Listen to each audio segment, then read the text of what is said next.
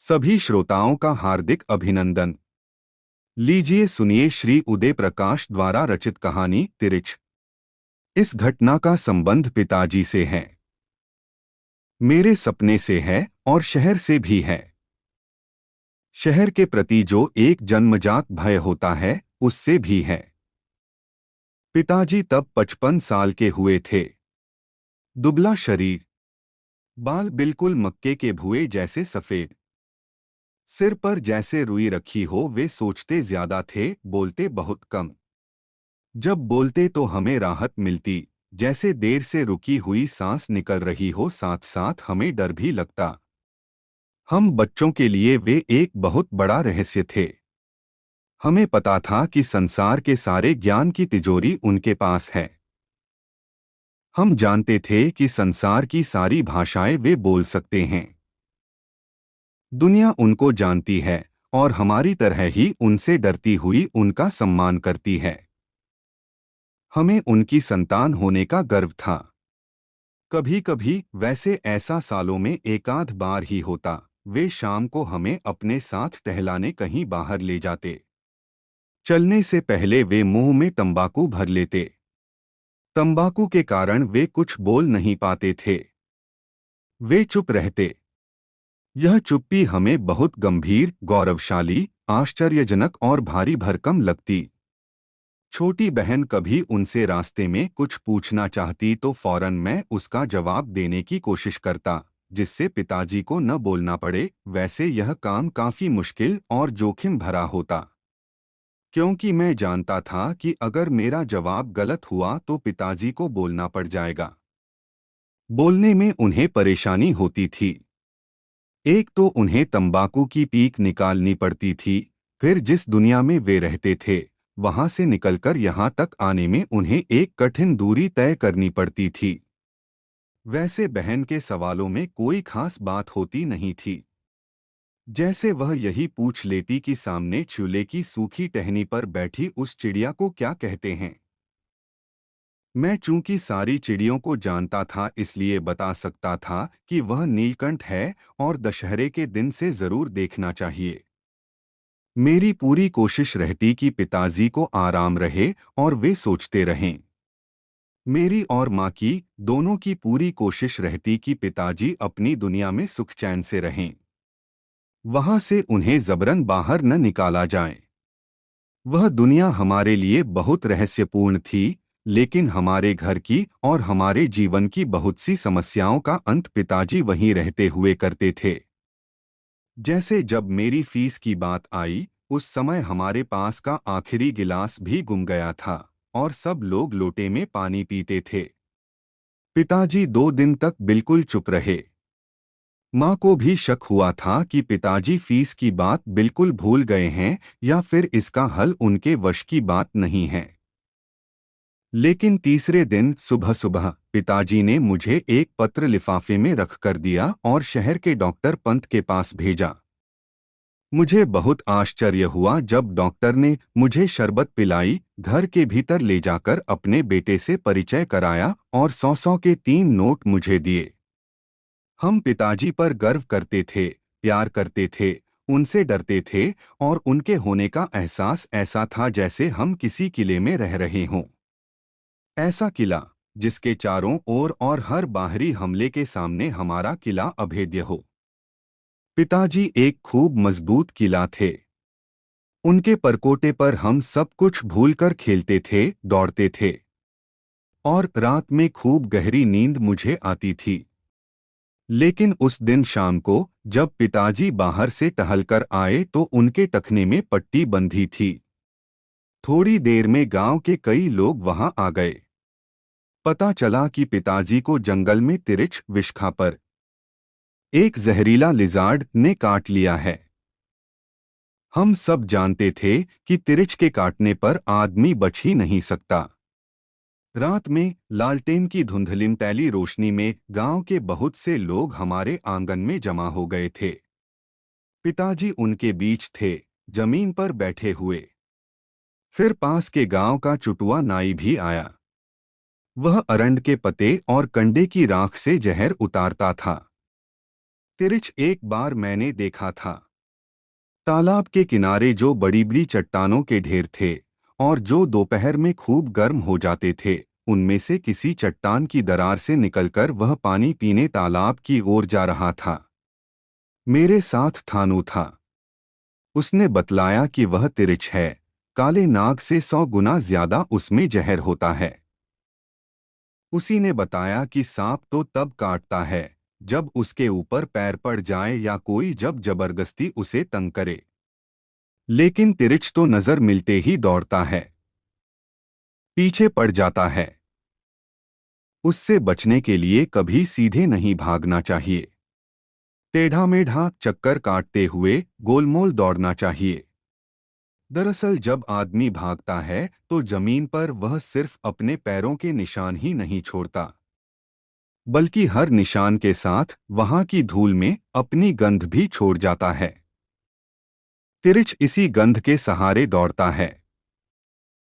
थानू ने बतलाया कि तिरिच को चकमा देने के लिए आदमी को यह करना चाहिए कि पहले तो वह बिल्कुल पास पास कदम रखकर जल्दी जल्दी कुछ दूर दौड़े, फिर 4-5 बार खूब लंबी लंबी छलांग दे। तिरिच संघता हुआ दौड़ता आएगा।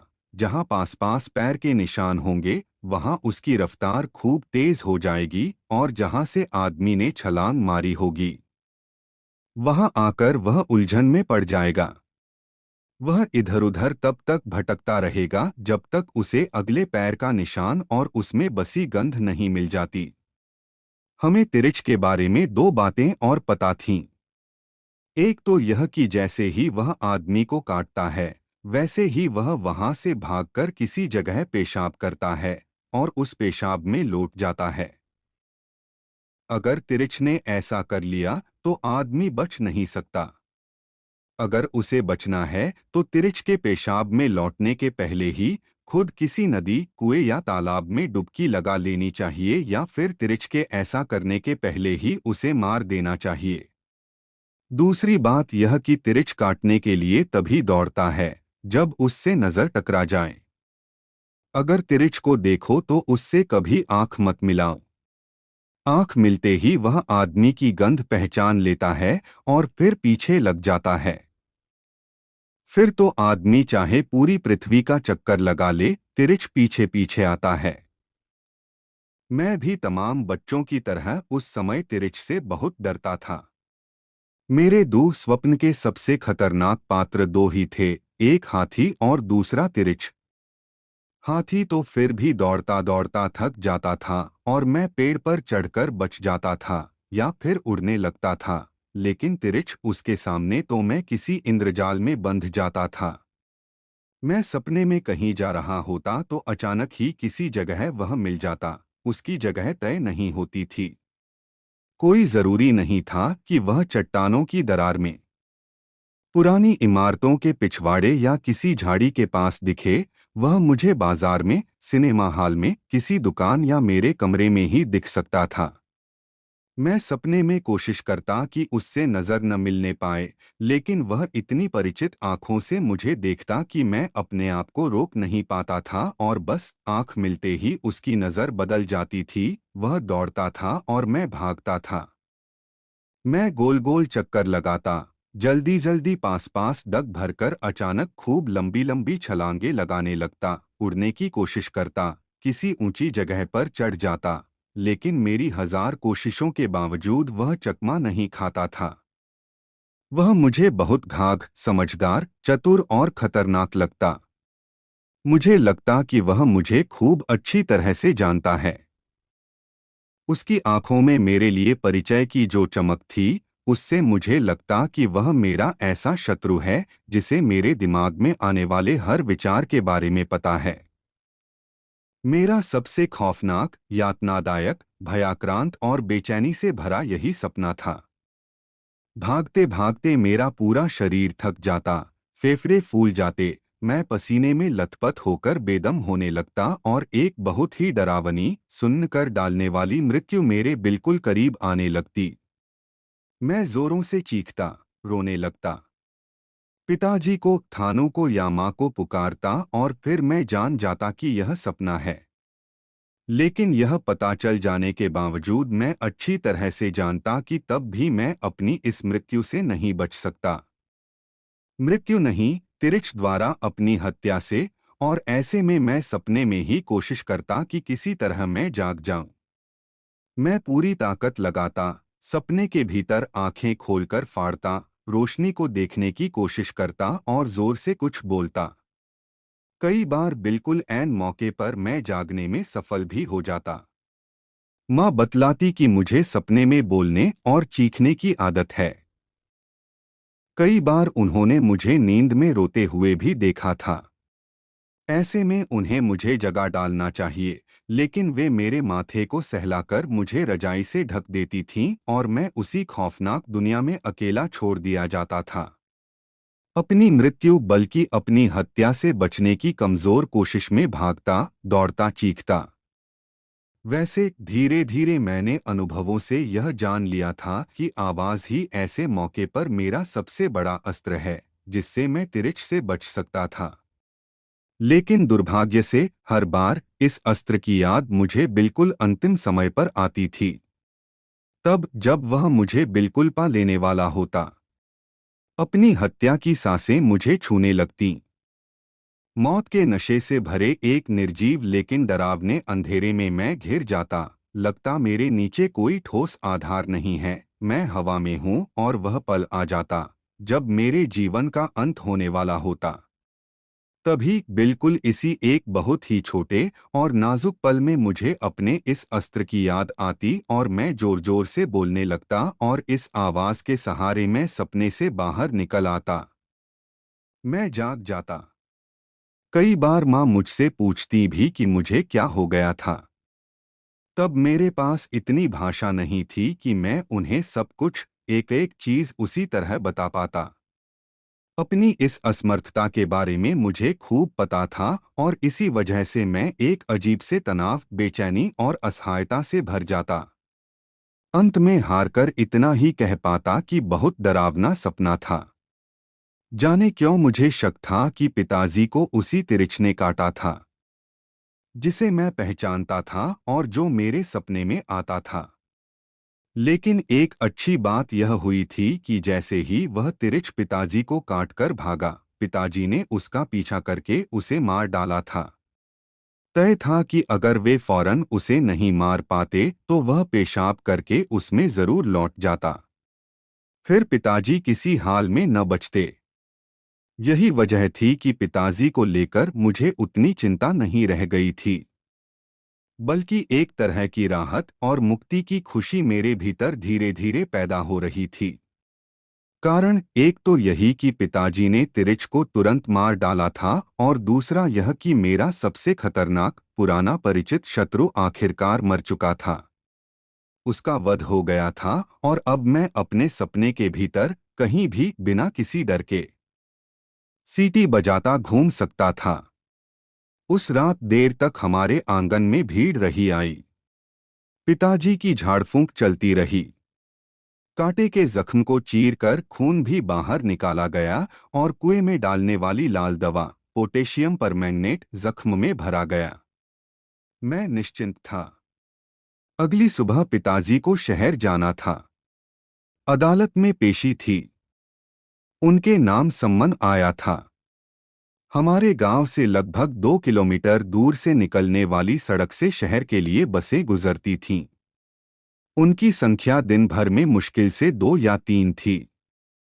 गनीमत थी कि पिताजी जैसे ही सड़क तक पहुंचे, शहर जाने वाला पास के गांव का एक ट्रैक्टर उन्हें मिल गया। ट्रैक्टर में बैठे हुए लोग पहचान के थे। ट्रैक्टर 2 ढाई घंटे में शहर पहुंच जाने वाला था, यानी अदालत खुलने से काफी पहले। रास्ते में तिरिच वाली बात चली। पिताजी ने अपना टखना उन लोगों को दिखलाया। ट्रैक्टर में पंडित राम अवतार भी थे। उन्होंने बतलाया कि तिरिच के जहर की एक खासियत यह भी है कि कभी-कभी यह 24 घंटे बाद, ठीक उसी वक्त जिस वक्त पिछले दिन तिरिच काटता है, अपना असर दिखाता है। इसलिए अभी पिताजी को निश्चिंत नहीं होना चाहिए। ट्रैक्टर के लोगों ने पिताजी का ध्यान एक और बड़ी गलती की ओर खींचा। उनका कहना था कि यह तो पिताजी ने बहुत ठीक किया कि तिरिच को फौरन मार डाला, लेकिन इसके बाद भी तिरिच को यूं ही नहीं छोड़ देना चाहिए था। उसे कम से कम जला जरूर देना चाहिए था। उन लोगों का कहना था कि बहुत से कीड़े मकोड़े और जीव जंतु रात में चंद्रमा की रोशनी में दोबारा जी उठते हैं। चांदनी में जो ओस और शीत होती है उसमें अमृत होता है, और कई बार ऐसा देखा गया है कि जिस सांप को मरा हुआ समझकर रात में यूं ही फेंक दिया जाता है, उसका शरीर चांद की शीत में भीग कर दोबारा जी उठता है और वह भाग जाता है। फिर वह हमेशा बदला लेने की ताक में रहता है। ट्रैक्टर के लोगों को शक था कि कहीं ऐसा न हो कि रात में जी उठने के बाद तिरिच पेशाब करके उसमें लौट जाए। ऐसा हुआ तो 24 घंटे बीतते बीतते ठीक उसी घड़ी के आने पर तिरिच का जानलेवा जहर पिताजी पर चढ़ना शुरू हो जाएगा। उन लोगों ने सलाह भी दी कि पिताजी को वहीं से वापस लौट जाना चाहिए, और अगर संयोग से उस तिरिच की लाश उसी जगह पड़ी हुई हो तो उसे अच्छी तरह जलाकर राख कर देना चाहिए। लेकिन पिताजी ने उन्हें बताया कि पेशी कितनी जरूरी थी। यह तीसरा सम्मन थी, और अगर इस बार भी वे अदालत में हाजिर न हुए तो गैरजमानती वारंट निकलने का डर था। पेशी भी हमारे उसी मकान को लेकर थी जिसमें हमारा परिवार रह रहा था। वकील को पिछले 2 बार की पेशी में फीस भी नहीं दी जा सकी थी, और कहीं अगर उसने लापरवाही दिखला दी और जज सनक गया तो वह हमारी कुड़की भी करवा सकता था। विचित्र स्थिति थी कि अगर पिताजी उस तिरिच की लाश को जलाने के लिए ट्रैक्टर से उतरकर वहीं से गांव लौट आते तो गैरजमानती वारंट के तहत वे गिरफ्तार कर लिए जाते और हमारा घर हमसे छिन जाता। अदालत हमारे खिलाफ हो जाती। लेकिन पंडित राम अवतार एक वैद्य भी थे। ज्योतिष पंचांग के अलावा उन्हें जड़ी बूटियों की भी बड़ी गहरी जानकारी थी। उन्होंने सुझाया कि एक तरीका ऐसा है जिससे पिताजी पेशी में हाजिर भी हो सकते हैं और तिरिच के जहर से 24 घंटे के बाद बच भी सकते हैं। उन्होंने बताया कि चरक का निचोड़ इस सूत्र में है कि विष ही विष की औषधि होता है। अगर धतूरे के बीज कहीं मिल जाएं, तो वह तिरिच के जहर की काट तैयार कर सकते हैं। अगले गांव सामतपुर में ट्रैक्टर रोक दिया गया और एक तेली के खेत में धतूरे के पौधे आखिरकार खोज निकाले गए। धतूरे के बीजों को पीसकर उसे तांबे के पुराने सिक्के के साथ उबालकर काढ़ा तैयार किया गया। काढ़ा बहुत कड़वा था, इसलिए उसे चाय में मिलाया गया और पिताजी को वह चाय पिला दी गई। इसके बाद सभी निश्चिंत हो गए। एक बहुत बड़े खतरे से पिताजी को निकालने की कोशिश हो रही थी। वैसे मुझे तिरिच के बारे में तीसरी बात भी पता थी, जो पिताजी के जाने के कई घंटे बाद अचानक याद आ गई थी। यह बात सांप की उस बात से मिलती जुलती थी जिसके फलस्वरूप आगे चलकर कैमरे का आविष्कार हुआ था। माना यह जाता था कि अगर कोई आदमी सांप को मार रहा हो तो अपने मरने से पहले वह सांप अंतिम बार अपने हत्यारे के चेहरे को पूरी तरह से बहुत गौर से देखता है। आदमी उसकी हत्या कर रहा होता है और सांप टकटकी बांधकर उस आदमी के चेहरे की एक एक बारीकी को अपनी आंख के भीतरी पर्दे में दर्ज कर रहा होता है। सांप की मृत्यु के बाद सांप की आंख के भीतरी पर्दे पर उस आदमी का चित्र स्पष्ट दर्ज हो जाता है। बाद में आदमी के जाने के बाद उस सांप का दूसरा जोड़ा जाकर उस मरे हुए सांप की आंख के भीतर झांकता है और इस तरह वह हत्यारा पहचान लिया जाता है। सारे सांप उसे पहचानने लगते हैं। फिर वह कहीं भी चला जाए, उससे बदला लेने की फिराक में वे रहते हैं। हर सांप उसका शत्रु होता है। मुझे शक था कि मरे हुए तिरिच की आंख के भीतरी पर्दे पर पिताजी का चेहरा दर्ज होगा। कोई दूसरा तिरिच आकर उस लाश की आंख में से झांकेगा और पिताजी वहां पहचान लिए जाएंगे। मेरे भीतर इस बात को लेकर बेचैनी पैदा हुई कि पिताजी ने यह सतर्कता क्यों नहीं बरती।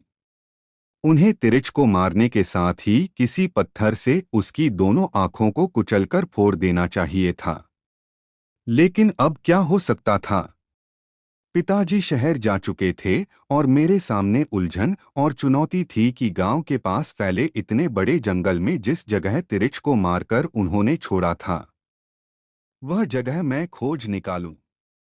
मैं थानों के साथ बोतल में मिट्टी का तेल, दियासलाई और डंडा लेकर जंगल में तिरिच की खोज में भटकता रहा। मैं उसे अच्छी तरह से पहचानता था, बहुत अच्छी तरह। थानू निराश था। फिर मुझे अचानक ही लगने लगा कि इस जंगल को मैं अच्छी तरह से जानता हूं। एक एक पेड़ मेरा परिचित निकलने लगा। इसी जगह से कई बार सपने में मैं तिरिच से बचने के लिए भागा था। मैंने गौर से हर तरफ देखा, बिल्कुल यही वह जगह थी। मैंने थानों को बताया कि एक संकरासा नाला इस जगह से कितनी दूर दक्षिण की तरफ बहता है।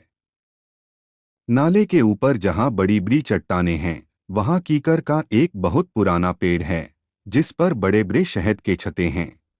ट्रैक्टर में ही बैठे पलड़ा गांव के मास्टर नंदलाल का कहना था कि जब शहर में मिनरवा टाकीज के पास वाले चौराहे पर पिताजी को ट्रैक्टर से उतारा गया, तब उन्होंने शिकायत की थी कि उनका गला कुछ सूख सा रहा है।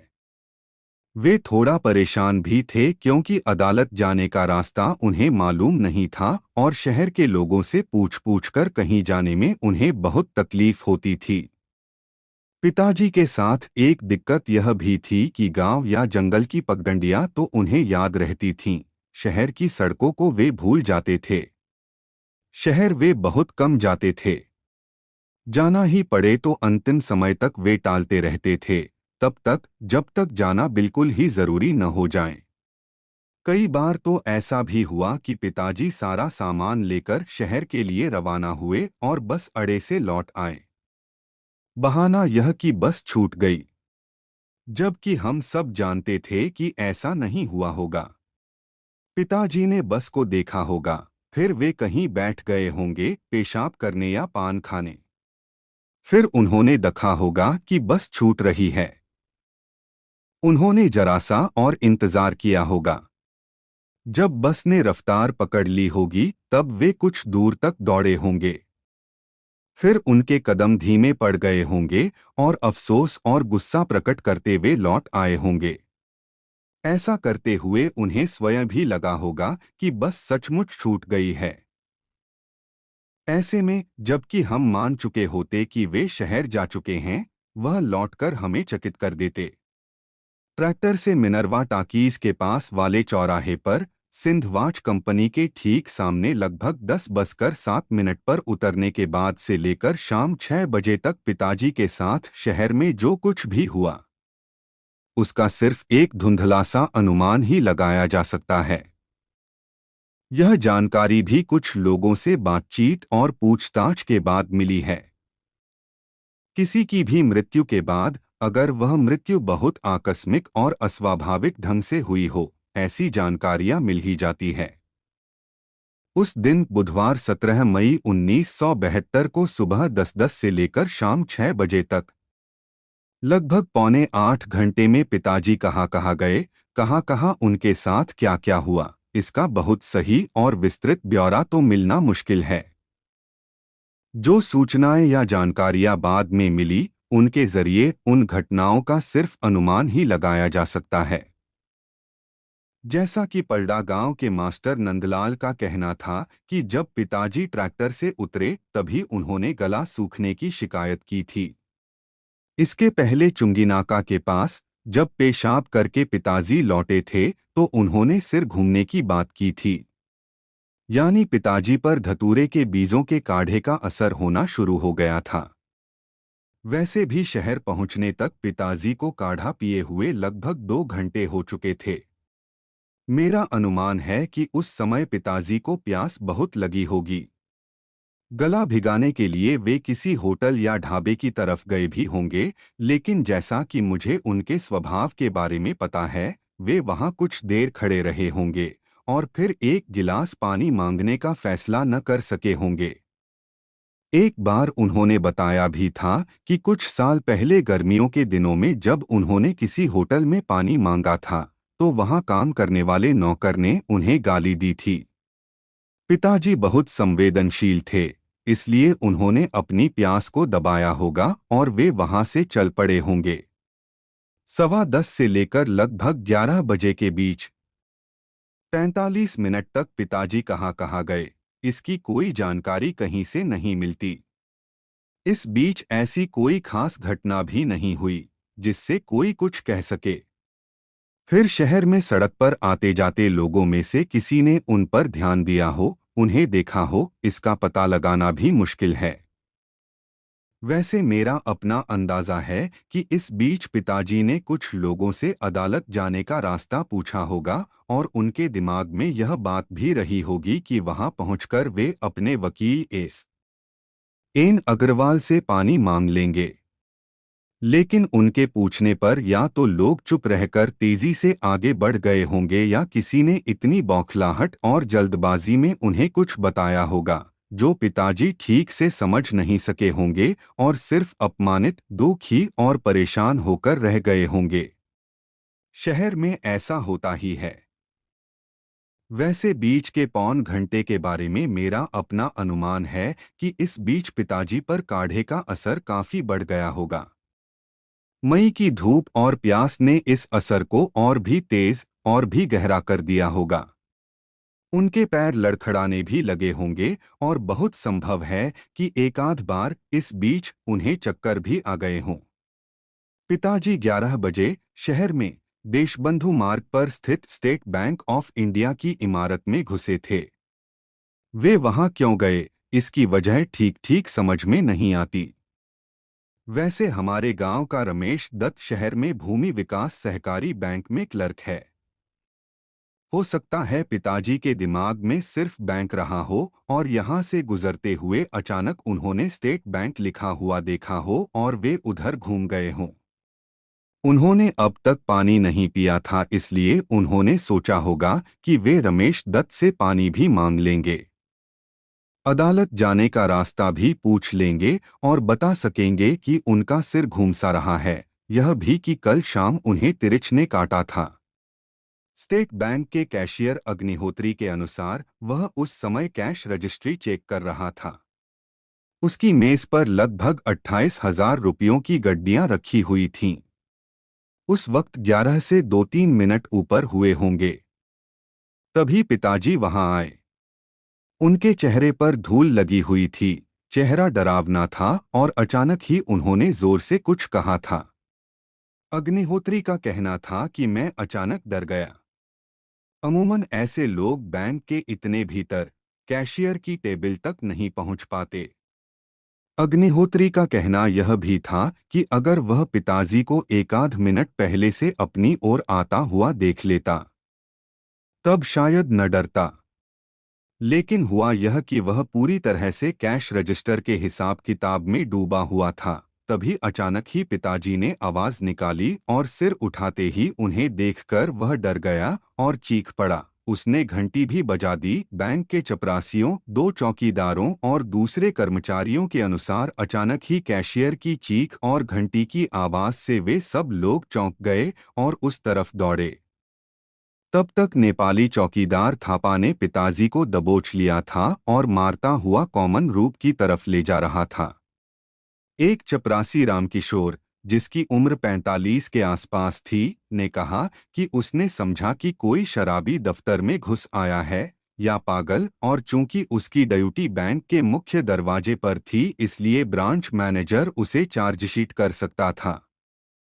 लेकिन हुआ यह कि जब पिताजी को मारा जा रहा था तभी उन्होंने अंग्रेजी में कुछ बोलना शुरू कर दिया। इसी वजह से चपरासियों का शक बढ़ गया। इसी बीच शायद असिस्टेंट ब्रांच मैनेजर मेहता ने यह कह दिया कि इस आदमी की अच्छी तरह से तलाशी ले लेना, तभी बाहर निकलने देना। वैसे चपरासी रामकिशोर का कहना था कि पिताजी का चेहरा अजीब तरह से डरावना हो गया था। उस पर धूल जमा हो गई थी और उल्टी की बास आ रही थी।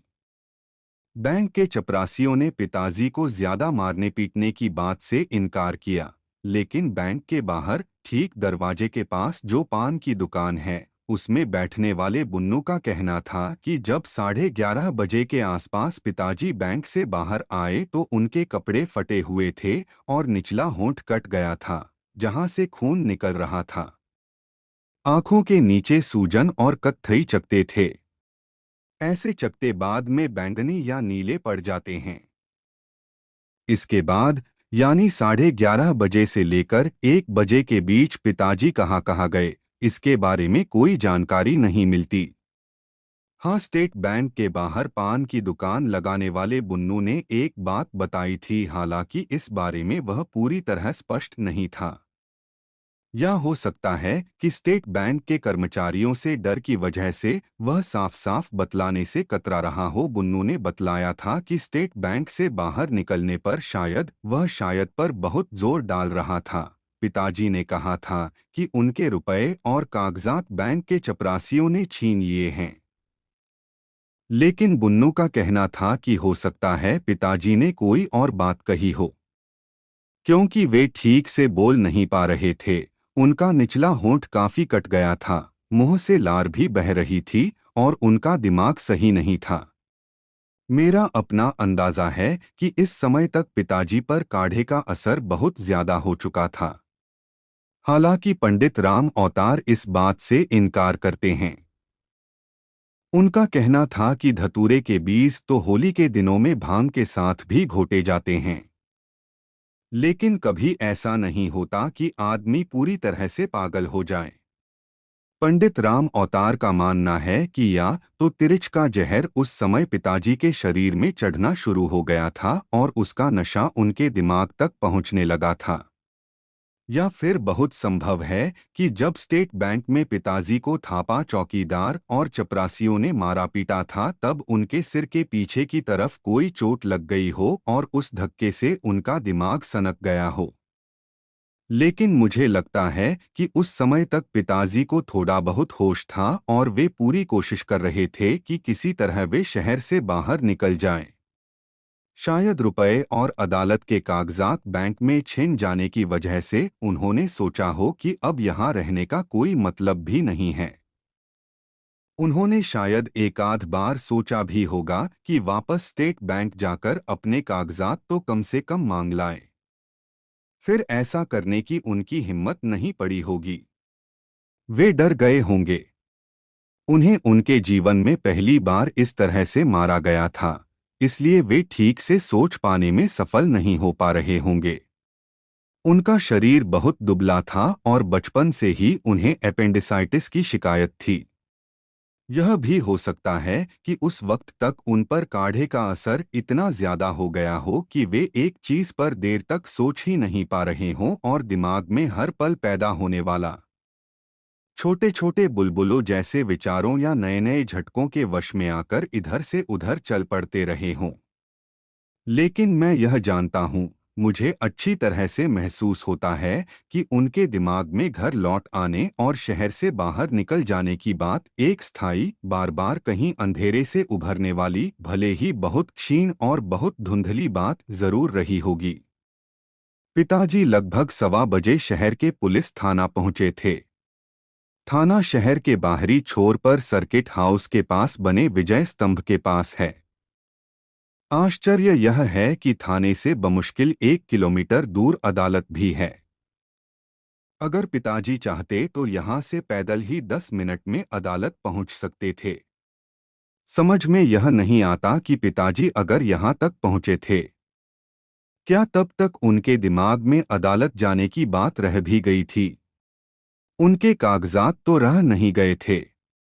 थाने के एसएचओ राघवेंद्र प्रताप सिंह ने कहा कि उस वक्त 1:15 हुए थे। वे घर से लाए गए टिफिन को खोलकर लंच लेने की तैयारी कर रहे थे। आज टिफिन में पराठों के साथ करेले रखे हुए थे। करेले वे खा नहीं पाते और इसी उलझन में थे कि अब क्या करें। तभी पिताजी वहां आए थे। उनके शरीर पर कमीज नहीं थी, पैंट फटी हुई थी। लगता था कि वे कहीं गिरे होंगे या किसी वाहन ने उन्हें टक्कर मारी होगी। थाने में उस वक्त एक ही सिपाही गजाधर प्रसाद शर्मा मौजूद था। सिपाही का कहना था कि उसने सोचा कि शायद कोई भिखमंगा थाने में घुस आया है।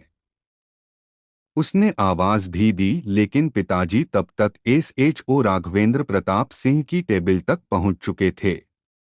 एसएचओ ने कहा कि करेलों की वजह से वैसे भी उनका मूड ऑफ था।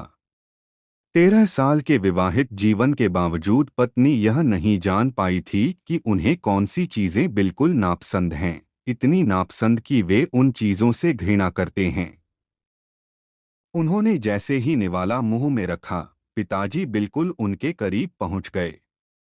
पिताजी के चेहरे और कंधों के नीचे उल्टी लगी हुई थी और उसकी बहुत तेज गंध उठ रही थी। एसएचओ ने पूछा कि क्या बात है, तो जवाब में पिताजी ने जो कुछ कहा उसे समझना बहुत मुश्किल था। एसएचओ राघवेंद्र सिंह बाद में पछता रहे थे कि अगर उन्हें मालूम होता कि यह आदमी बकेली ग्राम का प्रधान और भूतपूर्व अध्यापक है तो वे उसे थाने में ही कम से कम 2-4 घंटे बिठा लेते, बाहर न जाने देते। लेकिन उस समय उन्हें लगा कि यह कोई पागल है और उन्हें खाते हुए देखकर यहाँ तक घुस आया है, इसीलिए उन्होंने सिपाही गजाधर शर्मा को गुस्से में आवाज दी। सिपाही पिताजी को घसीटता हुआ बाहर ले गया। गजाधर शर्मा का कहना था कि उसने पिताजी के साथ कोई मारपीट नहीं की और उसने देखा था कि जब वे थाने आए थे तब उनका निचला होंठ कटा था। ठुड़ी पर कहीं रगड़ा खाकर गिरने से खरोंच के निशान थे और कुहनियां छिली हुई थीं। वे कहीं न कहीं गिरे जरूर थे। यह कोई नहीं जानता कि थाने से निकलकर लगभग 1.5 घंटे पिताजी कहाँ भटकते रहे। सुबह 10:07 पर जब वे शहर आए थे और मिनरवा टाकीज के पास वाले चौराहे पर ट्रैक्टर से उतरे थे, तब से लेकर अब तक उन्होंने कहीं पानी पिया था या नहीं, इसे जानना मुश्किल है। इसकी संभावना भी कम ही बनती है। हो सकता है तब तक उनका दिमाग इस काबिल न रह गया हो कि वे प्यास को भी याद रख सकें। लेकिन अगर वे पुलिस थाने तक पहुंचे तो उनके मस्तिष्क में नशे के बावजूद कहीं बहुत कमजोर सा अंधेरे में डूबा यह ख्याल रहा होगा कि वे किसी तरह अपने गांव जाने का रास्ता वहां पूछ लें या उस ट्रैक्टर का पता पूछे या फिर अपने रुपए और अदालती कागजात छिन जाने की रिपोर्ट वहां लिखा दें। यह सोचने के करीब पहुंचना ही बुरी तरह से बेचैन कर डालने वाला है कि उस समय पिताजी सिर्फ तिरिच के जहर और धतूरे के नशे के खिलाफ ही नहीं लड़ रहे थे, बल्कि हमारे मकान को बचाने की चिंता भी कहीं न कहीं उनके नशे की नींद में से बार बार सिर उठा रही थी। शायद उन्हें अब तक यह लगने लगा हो कि यह सब कुछ जो हो रहा है सिर्फ एक सपना है। पिताजी इससे जागने और बाहर निकलने की कोशिश भी करते रहे होंगे। 2:15 के आसपास पिताजी को शहर के बिल्कुल उत्तरी छोर पर बसी सबसे संपन्न कॉलोनी इतवारी कॉलोनी में घिसटते हुए देखा गया था। यह कॉलोनी सर्राफा के जौहरियों, पीडब्ल्यूडी के बड़े ठेकेदारों और रिटायर्ड अफसरों की कॉलोनी थी। कुछ समृद्ध पत्रकार भी वहीं रहते थे। यह कॉलोनी हमेशा शांत और घटनाहीन रहती थी। जिन लोगों ने यहाँ पिताजी को देखा था उन्होंने बताया कि उस वक्त तक उनके शरीर में सिर्फ एक पट्टेदार जांघिया बचा था, जिसका नाड़ा शायद टूट गया था और वे उसे अपने बाएं हाथ से बार बार संभाल रहे थे। जिसने भी उन्हें वहां देखा उसने यही समझा कि कोई पागल है। कुछ ने कहा कि वे बीच बीच में खड़े होकर जोर जोर से गालियां बकने लगते थे। बाद में उसी कॉलोनी में रहने वाले एक रिटायर्ड तहसीलदार सोनी साहब और शहर के सबसे बड़े अखबार के विशेष संवाददाता और कवि सत्येंद्र थपलियाल ने बताया कि उन्होंने पिताजी के बोलने को ठीक से सुना था और दरअसल वे गालियां नहीं बक रहे थे बल्कि बार बार कह रहे थे, मैं Ramswarath Prasad, ex school head master and village head of Gram Bakeli. कवि पत्रकार थपलियाल साहब ने दुख जाहिर किया। दरअसल उसी समय वे अमरीकी दूतावास की किसी खास पार्टी में संगीत सुनने दिल्ली जा रहे थे, इसलिए जल्दबाजी में वे चले गए। हाँ, तहसीलदार सोनी साहब का कहना था कि मुझे उस आदमी पर बहुत तरस आया और मैंने लड़कों को डांटा भी। लेकिन दो तीन लड़कों ने कहा कि यह आदमी रामरतन सर्राफ की बीवी और साली पर हमला करने वाला था। तहसीलदार ने कहा कि ऐसा सुनने के बाद उन्हें भी लगा कि हो सकता है यह कोई बदमाश हो और नाटक कर रहा हो। लड़के उन्हें तंग करने में लगे थे और पिताजी बीच बीच में जोर जोर से बोलते थे, मैं Ramswarath Prasad, ex school headmaster. अगर हिसाब लगाया जाए तो मिनरवा टाकीज के पास वाला चौराहा, जहां पिताजी ट्रैक्टर से सुबह 10:07 पर उतरे थे, वहां से लेकर देशबंधु मार्ग का स्टेट बैंक, फिर विजय स्तंभ के पास का थाना और शहर के बाहरी उत्तरी छोर पर बसी इतवारी कॉलोनी को मिलाकर वे अब तक लगभग 30-32 किलोमीटर की दूरी तक भटक चुके थे। ये जगहें ऐसी हैं जो एक ही दिशा में नहीं हैं। इसका मतलब यह हुआ कि पिताजी की दिमागी हालत यह थी कि उन्हें ठीक ठीक कुछ सूझ नहीं रहा था और वे अचानक ही किसी भी तरफ चल पड़ते थे।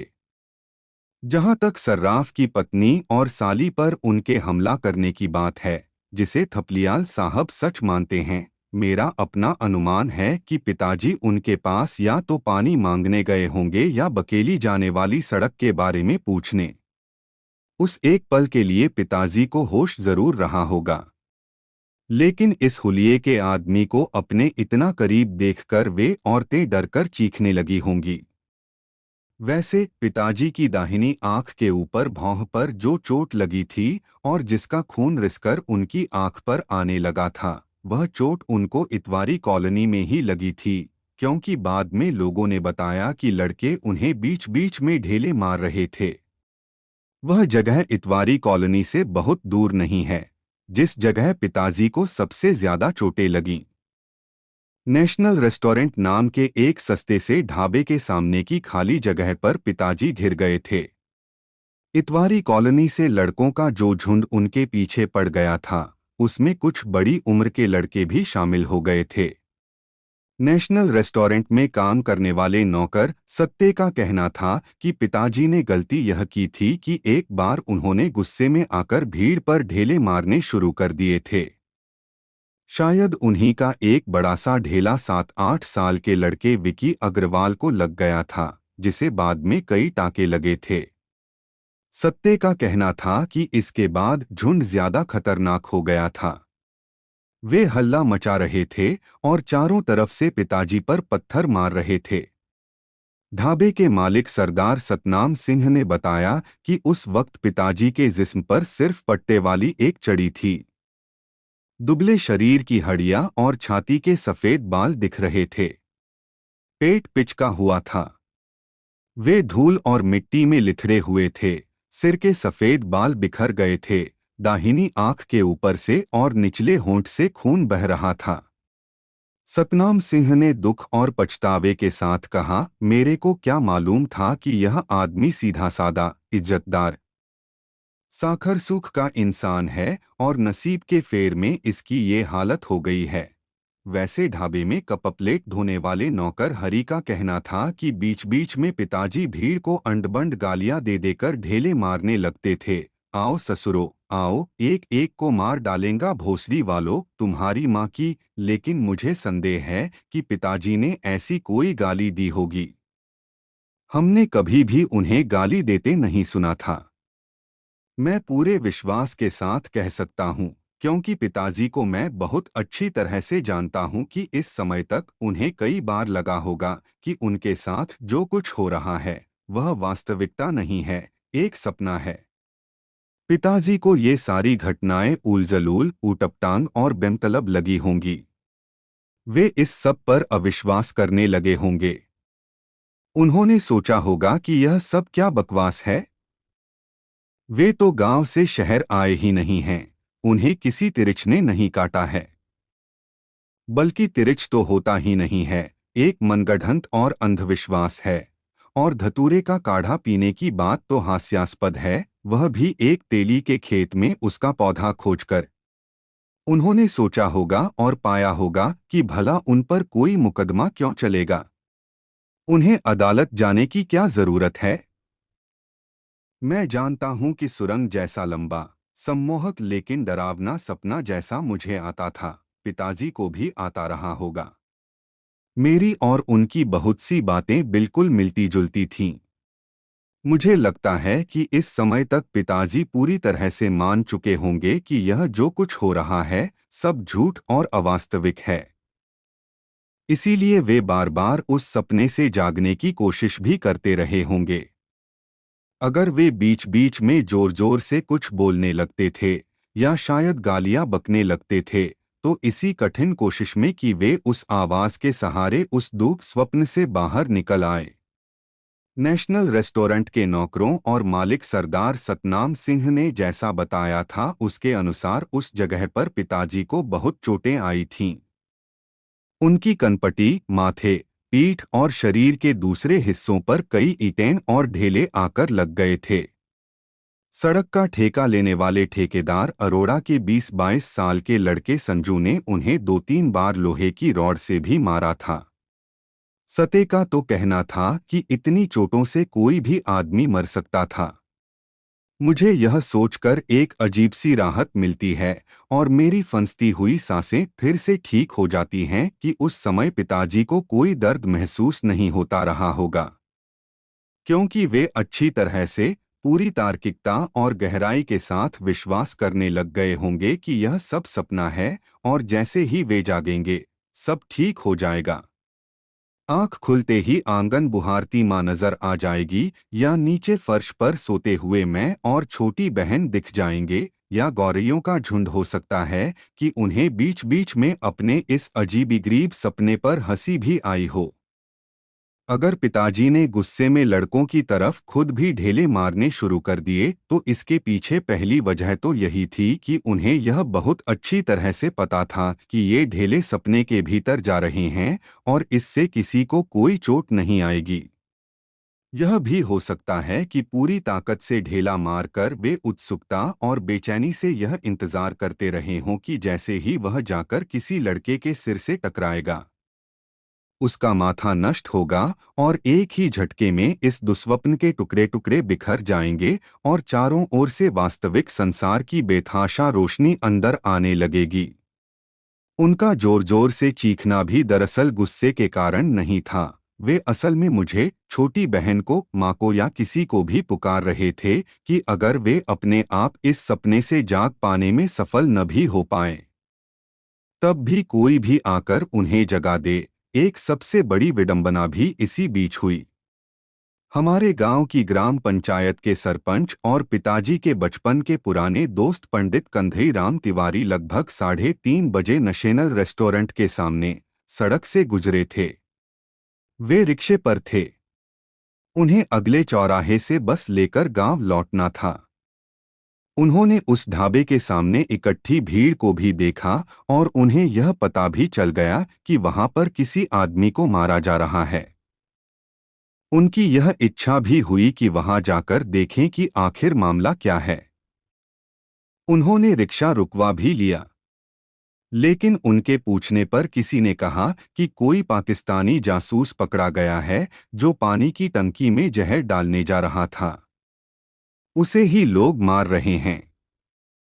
ठीक इसी समय पंडित कंधई राम को गांव जाने वाले बस आती हुई दिखी और उन्होंने रिक्शे वाले से अगले चौराहे तक जल्दी जल्दी रिक्शा बढ़ाने के लिए कहा। गांव जाने वाली यह आखिरी बस थी। अगर उस बस के आने में 3-4 मिनट की भी देरी हो जाती तो वे निश्चित ही वहां जाकर पिताजी को देखते और उन्हें पहचान लेते। राज्य परिवहन की वह बस हमेशा आधा पौन घंटा लेट रहा करती थी, लेकिन उस दिन संयोग से वह बिल्कुल सही समय पर आ रही थी। सतनाम सिंह का कहना था कि वह भीड़ नेशनल रेस्टोरेंट के सामने से तब हटी और लोग तितर-बितर हुए जब बड़ी देर तक पिताजी जमीन से उठे ही नहीं। ईंट का एक बड़ा सा ढेला उनकी कनपटी पर आकर लगा था। उनके मुंह से खून आना शुरू हो गया था। सिर में भी चोटें थीं। सतनाम ने बताया कि जब पिताजी बहुत देर तक नहीं हिले डुले तो लड़कों के झुंड में से किसी ने कहा कि लगता है यह मर गया। जब भीड़ छंटने के 10-15 मिनट बाद भी पिताजी नहीं हिले डुले तो सतनाम सिंह ने सते से कहा था कि वह उनके मुंह में पानी के छटे मार कर देखे कि वे सिर्फ बेहोश हैं तो हो सकता है कि उठ जाएं। लेकिन सत्ते पुलिस की वजह से डर रहा था। बाद में सतनाम सिंह ने खुद ही एक बाल्टी पानी उनके ऊपर डाला था। दूर से पानी डालने के कारण जमीन की मिट्टी गीली होकर पिताजी के शरीर से लिथड़ गई थी।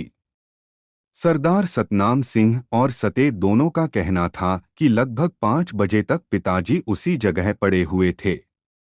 तब तक पुलिस नहीं आई थी। फिर सतनाम सिंह ने सोचा कि कहीं उसे पंचनामा और गवाही वगैरह में न फंसना पड़ जाए, इसलिए उसने ढाबा बंद कर दिया था और डिलाइट टाकीज में आन मिलो सजना फिल्म देखने चला गया था। उस समय लगभग 6 बजे थे जब सिविल लाइंस की सड़क की पटरियों पर एक कतार में बनी मोचियों की दुकानों में से एक मोची गणेशवा की गुमटी में पिताजी ने अपना सिर घुसेड़ा। उस समय तक उनके शरीर पर चड्डी भी नहीं रह गई थी। वे घुटनों के बल किसी चौपाए की तरह रेंग रहे थे। शरीर पर कालिख और कीचड़ लगी हुई थी और जगह जगह चोटें थीं। गणेशवा हमारे गांव के तालाब के पार वाले टीले का मोची है। उसने बताया कि मैं बहुत डर गया और मास्टर साहब को पहचान ही नहीं पाया। उनका चेहरा डरावना हो गया था और चिन्हाई में नहीं आता था। मैं डरकर गुमटी से बाहर निकल आया और शोर मचाने लगा। दूसरे मोचियों के अलावा वहां कुछ और लोग भी इकट्ठा हो गए थे। लोगों ने जब गणेशवा की गुमटी के भीतर जाकर झांका तो गुमटी के अंदर उसके सबसे अंतरे कोने में टूटे फूटे जूतों, चमड़ों के टुकड़ों, रबर और चिथड़ों के बीच पिताजी दुबके हुए थे। उनकी सांसें थोड़ी बहुत चल रही थीं। उन्हें वहां से खींचकर बाहर पटरी पर निकाला गया। तभी गणेशवा ने उन्हें पहचान लिया। गणेशवा का कहना था कि उसने पिताजी के कान में कुछ आवाजें भी लगाई, लेकिन वे कुछ बोल नहीं पा रहे थे। बहुत देर बाद उन्होंने राम स्वारथ प्रसाद और बकेली जैसा कुछ कहा था। फिर चुप हो गए थे। पिताजी की मृत्यु 6:15 के आसपास हुई थी। तारीख थी 17 मई 1972। 24 घंटे पहले लगभग इसी वक्त उन्हें जंगल में तिरछ ने काटा था। 24 घंटे पहले क्या पिताजी इन घटनाओं और इस मृत्यु का अनुमान कर सकते थे? पिताजी का शव शहर के मुर्दाघर में पुलिस ने रखवा दिया था। पोस्टमार्टम में पता चला था कि उनकी हड्डियों में कई जगह फ्रैक्चर था, दाईं आंख पूरी तरह फूट चुकी थी, कॉलर बोन टूटा हुआ था। उनकी मृत्यु मानसिक सदमे और अधिक रक्तस्राव के कारण हुई थी। रिपोर्ट के अनुसार उनका आमाशय खाली था, पेट में कुछ नहीं था। इसका मतलब यही हुआ कि धतूरे के बीजों का काढ़ा उल्टियों द्वारा पहले ही निकल चुका था। हालांकि थानू कहता है कि अब तो यह तय हो गया कि तिरिच के जहर से कोई नहीं बच सकता। ठीक 24 घंटे बाद उसने अपना करिश्मा दिखाया और पिताजी की मृत्यु हुई। पंडित राम अवतार भी यही कहते हैं। हो सकता है कि पंडित राम अवतार इसलिए ऐसा कहते हों कि वे खुद को विश्वास दिलाना चाहते हों कि धतूरे के काढ़े का पिताजी की मृत्यु से कोई संबंध नहीं था। मैं सोचता हूँ, अंदाजा लगाने की कोशिश करता हूँ कि शायद अंत में जब गणेशवा ने अपनी गुमटी के बाहर पिताजी के कान में आवाज दी होगी तो पिताजी सपने से जाग गए होंगे। उन्होंने मुझे, माँ को और छोटी बहन को देखा होगा। फिर वे दातून लेकर नदी की तरफ चले गए होंगे। नदी के ठंडे पानी से उन्होंने अपना चेहरा धोया होगा, कुल्ला किया होगा और इस लंबे दुख स्वप्न को वे भूल गए होंगे। उन्होंने अदालत जाने के बारे में सोचा होगा। हम लोगों के मकान की चिंता ने उन्हें परेशान किया होगा। लेकिन मैं अपने सपने के बारे में बताना चाहता हूँ जो मुझे अक्सर आता है। वह यूं है कि मैं खेतों की मेंढ गांव की पगडंडी से होता हुआ जंगल पहुंच गया हूं। मैं रक्सा नाला कीकर के पेड़ को देखता हूं। वह भूरी चट्टान वहां उसी जगह है जो सारी बारिश नाले के पानी में डूबी रहती है। मैं देखता हूं कि तिरिच की लाश उसके ऊपर पड़ी हुई है। मुझे एक बेतहाशा खुशी अपने घेरे में ले लेती है। आखिर वह मारा गया। मैं पत्थर लेकर तिरिच को कुचलने लगता हूं, जोर जोर से उसे मारता हूं। मेरे पास थानू, मिट्टी का तेल और माचिस लिए खड़ा है। तभी अचानक ही मैं पाता हूं कि मैं उस चट्टान पर नहीं हूं। थानू भी वहां नहीं है, वहां कोई जंगल नहीं है, बल्कि मैं दरअसल शहर में हूं। मेरे कपड़े बहुत ही मैले, फटे और चिथड़ों जैसे हो गए हैं। मेरे गालों की हड्डियां निकली हैं। बाल बिखरे हैं। मुझे प्यास लगी है और मैं बोलने की कोशिश करता हूं। शायद मैं बकेली अपने घर जाने का रास्ता पूछना चाहता हूं और तभी अचानक चारों ओर शोर उठता है। घंटियां बजने लगती हैं। हजारों हजारों घंटियां। मैं भागता हूं। मैं भागता हूं। मेरा पूरा शरीर बेदम होने लगता है, फेफड़े फूल जाते हैं। मैं पास पास कदम रखकर अचानक लंबी लंबी छलांगे लगाता हूं। उड़ने की कोशिश करता हूं। लेकिन भीड़ लगता है मेरे पास पहुंचने वाली होती है। एक अजीब सी गर्म और भारी हवा मुझे सुन्न कर देती है। अपनी हत्या की सांसें मुझे छूने लगती हैं। और आखिरकार वह पल आ जाता है जब मेरे जीवन का अंत होने वाला होता है। मैं रोता हूं। भागने की कोशिश करता हूं। मेरा पूरा शरीर नींद में ही पसीने में डूब जाता है। मैं जोर जोर से बोलकर जागने की कोशिश करता हूं। मैं विश्वास करना चाहता हूं कि यह सब सपना है और अभी आंख खोलते ही सब ठीक हो जाएगा। मैं सपने के भीतर अपनी आंखें फाड़कर देखता हूं दूर तक, लेकिन वह पल आखिर आ ही जाता है। माँ बाहर से मुझे देखती है। मेरा माथा सहलाकर वह मुझे रजाई से ढांप देती है और मैं वहां अकेला छोड़ दिया जाता हूं। अपनी मृत्यु से बचने की कोशिश में जूझता, बेदम होता, रोता, चीखता और भागता। माँ कहती हैं मुझे अभी भी नींद में बड़बड़ाने और चीखने की आदत है। लेकिन मैं पूछना चाहता हूं और यही सवाल मुझे हमेशा परेशान करता है कि मुझे आखिरकार अब तिरिच का सपना क्यों नहीं आता।